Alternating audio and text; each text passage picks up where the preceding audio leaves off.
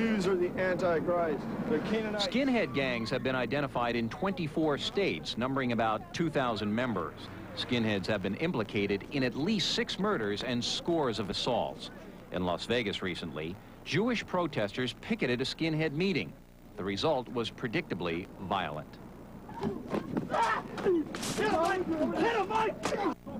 They're a troubling and I would say dangerous problem because they seem to indicate a serious problem among a sector of American youth. And they're mushrooming in a sort of grassroots way, which is troubling to us.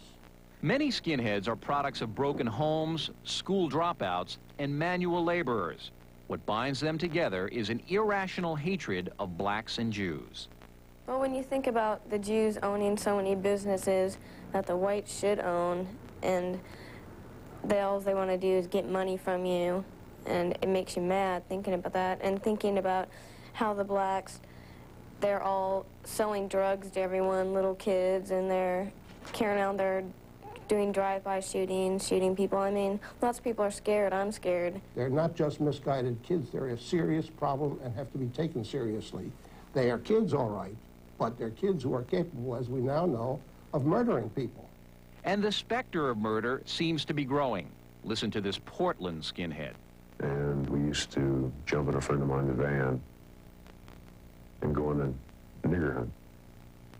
And we'd be like 9 or 10 of us in a van with baseball bats and drive around until we saw a black man walking with a white person or a black man who yelled profanity at us after we yelled something at him. Those doors would swing open and we just, all 9 of us, tag away with our baseball bats and kick and kick and kick until we thought that person had had enough.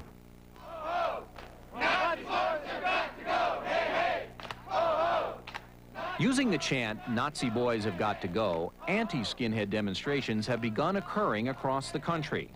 But these protests came too late for Mulugeta Sarau. The task of telling Sarau's family in Ethiopia about his death fell to Betre Melis. How did Mulugeta's family back in Ethiopia react when they heard the news? Mulugeta has left home for over 7 years, and for any parent, for that matter, to hear that their son, abroad a country, has been killed and killed brutally, would not only send a shock, it might even, kill them of shock itself. I mean, break their heart. It really does. It really does.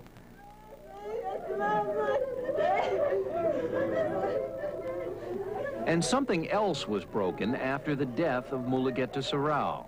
The pact between America and one immigrant who looked to her to find liberty and life. And David, you know this story very well because the skinhead movement started in England about 20 years ago.